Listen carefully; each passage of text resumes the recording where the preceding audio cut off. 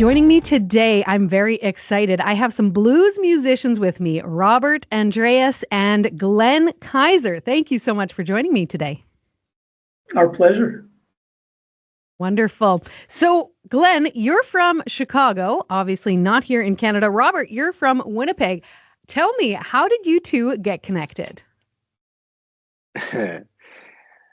Well, I about I think it was, if I'm not wrong, about 5 or 6 years ago, I got a CD from a friend of mine through Morrow Gospel Church of Glenn's, and it was Spontaneous Combustion, and that for me was like the beginning of a new journey because I heard blues gospel music, but I never heard someone phrasing the way he does and the way like also singing the way he sings. And usually the blues gospel I was listening to was most of it on the piano, like people playing piano and singing, apart from Sister Rosetta, who has a couple of songs. Um, and I just fell in love with it. I just fell in love with the album and everything. And I think we got connected through Facebook, if I'm not wrong. Um, and that's how we became our friendship. Amazing. Am I right, Glenn? Gotta. Am I right about this? I think so.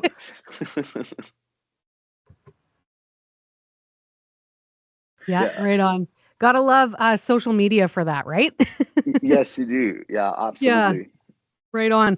So, Glenn, I would like to go to you for a second. Um, Blues and Christian music, it's not brand new, but the two aren't often necessarily mixed. How did this fusion come about for yourself? Well, I came out of addiction. I was a full-on musician from the time I turned. Well, I started playing when I was 12.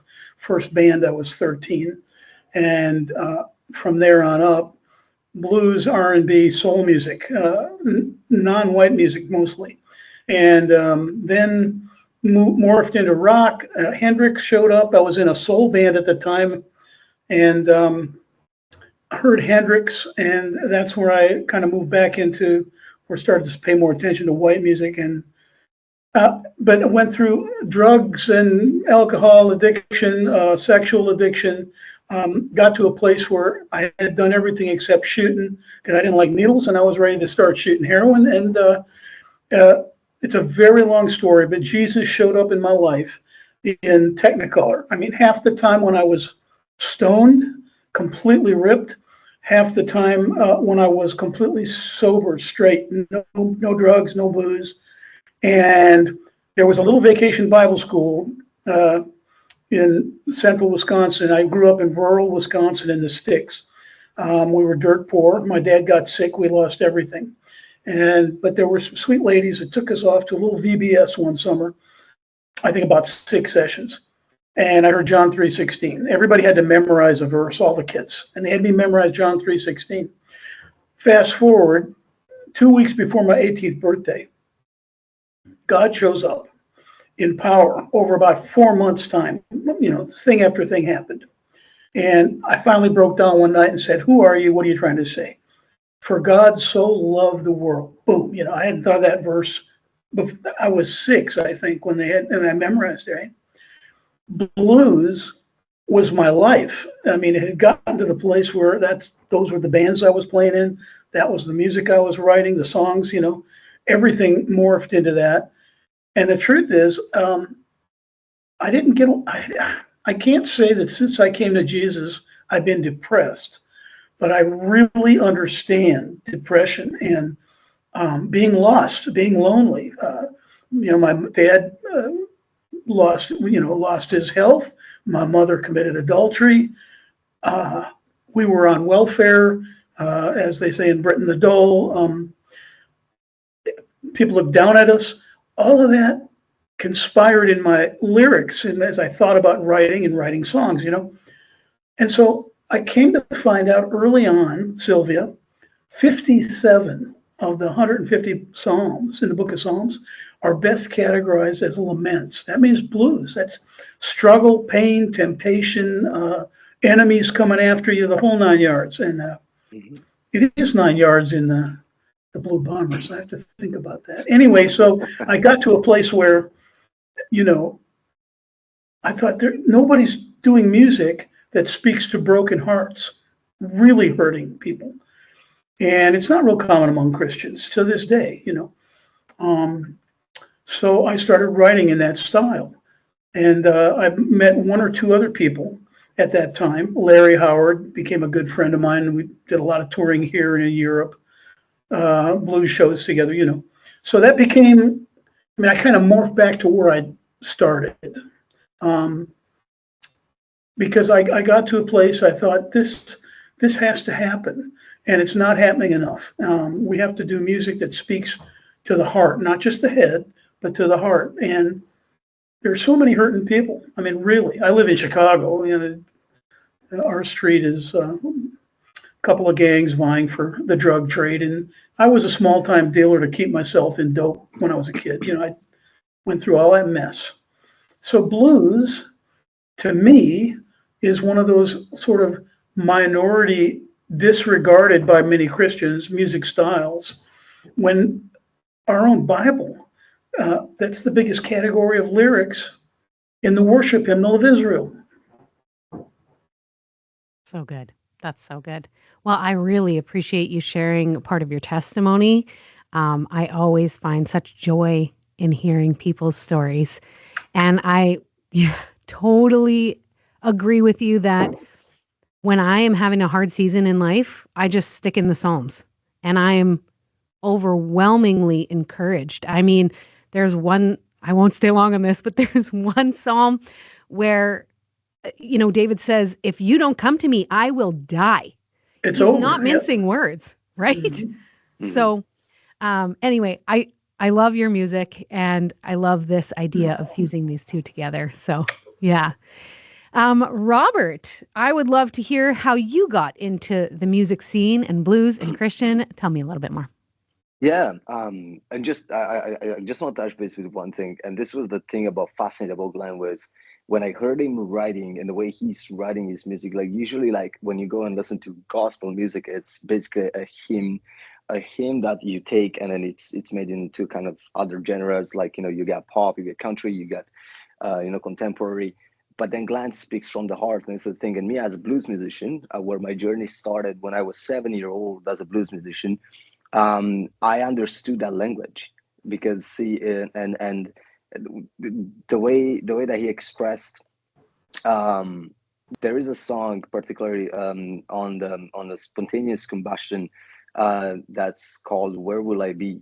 Where would I be? And it's something that he wrote, and that song got very it kind of spoke to me, on a personal level, even as a musician, but also just as a human being, because I was going through a phase in my life where I was asking myself, where am I right now, and where am I going to be, and then where am I going to be without God? Look where I was before and look where I am now. So it's kind of was a kind of a debate I was going through. But with the blues is something that it's slowly dying and is being kept alive by very important people in the blues community that gave birth to the blues. Buddy Guy and Eric Clapton's still alive, and but that many big musicians they're already gone. But Glenn is one of these key important people that's up there with these guys that's keeping it going. And for me as a younger blues musician, it's an inspiration. It's an inspiration, but as well as an encouragement to keep on doing it. um, the blues for me started when I was 7 years old. I was born in Romania. I was raised in Italy, and I heard on the radio BB King with Tracy Chapman playing "The Thrill Is Gone," and at the time, and I had a cassette recorder which I recorded um, basically the speaker of the radio, and that got me. I put that on tape, and then I had a guitar that was I got it from the garbage because my neighbor passed away, and um, his wife was moving to another country. The kids came to Romania to pick her up, and they were cleaning her apartment. They put this Yamaha FG27 in the garbage, and I grew up pretty poor at the time, and so I went into the garbage, grabbed the guitar, brought it home, and I started obsessing about how to play like BB and Clapton. And then fast forward when I moved to Italy, was um, my mom bought me my first guitar as a gift, and I had access to records. But back in Romania, my grandfather used to be a Baptist preacher on a Sunday, and he used to be a mechanic on a Monday. So I was raised in church, and then I deviated from the church, and I went through a very long segment of my life where I lost faith. And then when I moved to Winnipeg, I went to I went to trying to master my English a little bit better. I knew how to speak English, but it wasn't like as it is right now. And I met former Pastor Jacob Friesen from Morrow Gospel Church, and we created a Saturday Night Blues Cafe, which you guys have been supporting that, and I'm very thankful for all your work you guys did, because that event brought so much joy to my heart and to many people in Winnipeg. Thanks to you guys and your support and that you've shown over the years, we had crowds over 300 people showing up at those events. So and yeah, the blues became, for me, it became a natural expression, I guess, because of my childhood and because how I was raised a little bit and what I've been through in life. I felt always this feel of loneliness. I was always felt alone. And through my teenage years was a time where I went through a very, very bad depression, of where I almost didn't want to see the next day. I didn't want to wake up next day. And the blues, when I was listening to Blind Sake, and I was listening to Buddy Guy, I was listening to Robert Johnson, all the way back to Robert Johnson. It was something that was identifying with me at the time. It was something that was echoing what I was feeling in my heart. And that just gave me even more purpose, to a point where I became obsessed with playing guitar 24/7 nonstop. And it was, I remember I was up at night till like 2, 3 in the morning playing the guitar, and my mother was like, "Aren't you going to bed? You gotta go to school next day." I was trying to hide it, put headphones on, and try to do it. And yeah, it's just, but even in my music and how I'm writing and my albums and my singles, it's not necessarily traditional blues, but you can hear the blues influences behind. And yeah, it's just, that's been something, it's who I am. And as much as I try to deviate from it and put it on the side and go do something else, it came back and it kicked me in the behind, it's like, so yeah, that's how the blues started for me, and that's what it is for me. Amazing. Well, both of you sharing your testimonies has blessed me this morning. And I know that it's going to bless a lot more people here in Winnipeg, because tell us about this upcoming event. So November 2nd, we are, Morrow Gospel Church it's presenting a gospel night and also blues night. So it's a mix of the two genre of music under one event. Which is featuring basically me and Glenn. So Glenn is coming from Chicago, and we're gonna put this event together and play together, which is, I can't wait for it. Like it's been amazing. And doors are gonna open at 7. No, the show starts at 7. Doors at 6:30. And the tickets for the event is on Morrow Gospel Church's website. There's a link, you can purchase your ticket ticket there. Yeah.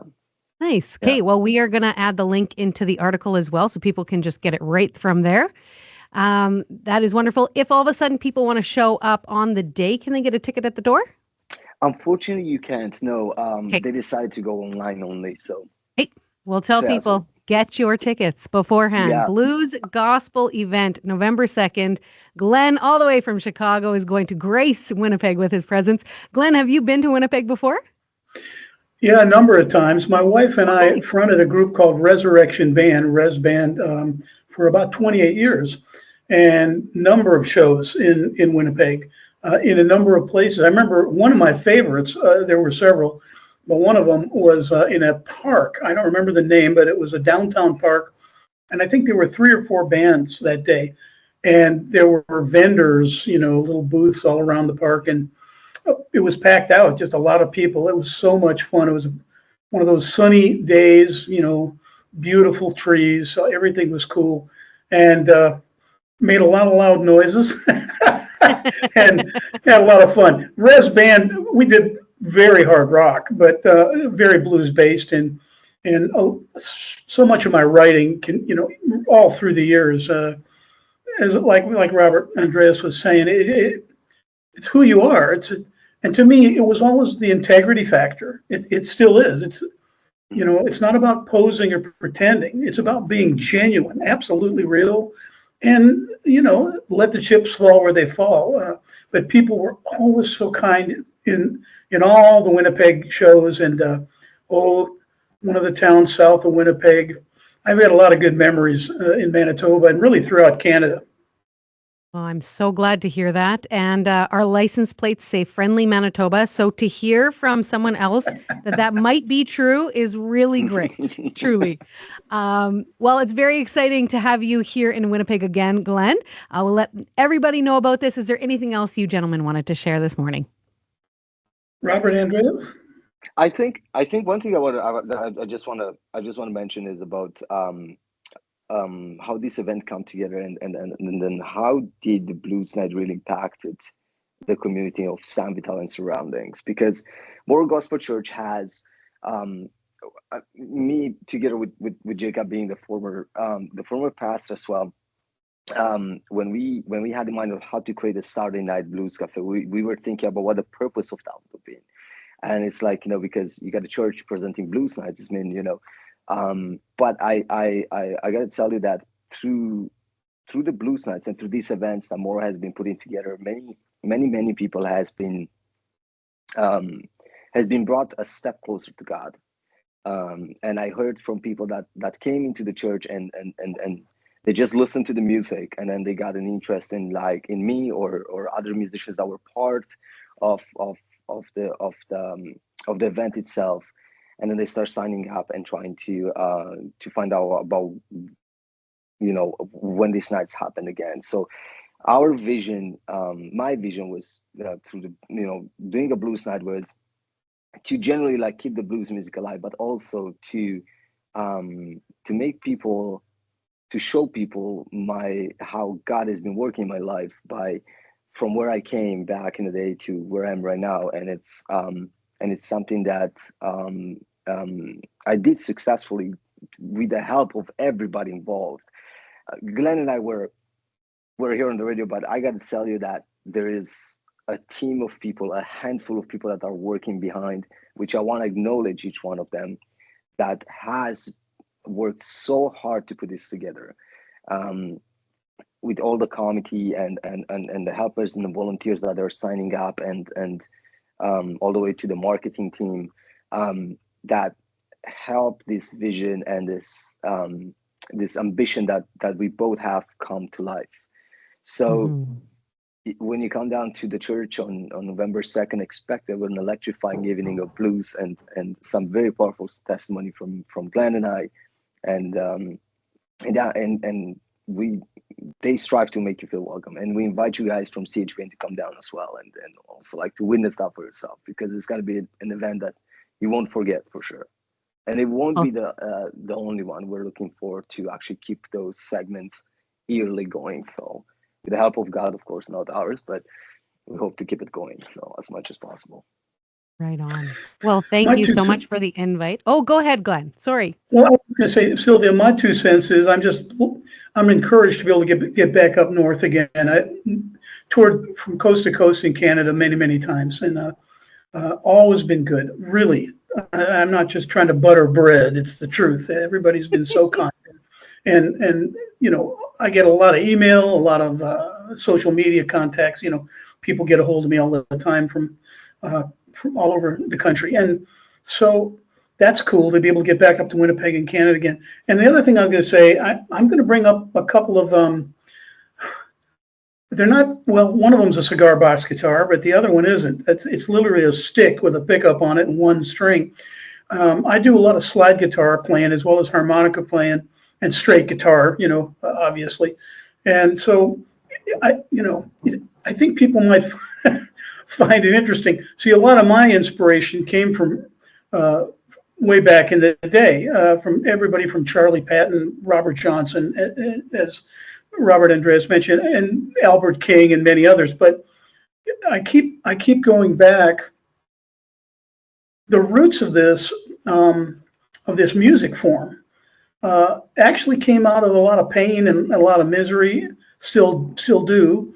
People like to forget those things, but this is why I think God has David and the sons of Asaph writing the laments throughout the book of Psalms, which was the worship hymnal of Israel for several hundred years.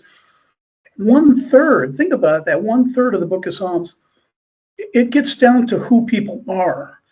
I'm also a chaplain, a volunteer chaplain, Cook County Jail in Chicago, and prisons all over the U.S., all over Illinois, Ohio, Alaska, traveling overseas. I've done a lot of shows in prisons.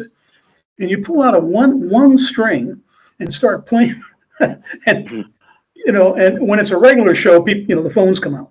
Well, of course, there aren't any phones behind bars, and my punchline is always, it's not what you got, it's what you do with it. It's so being poor, growing up with the pain and the struggle of poverty.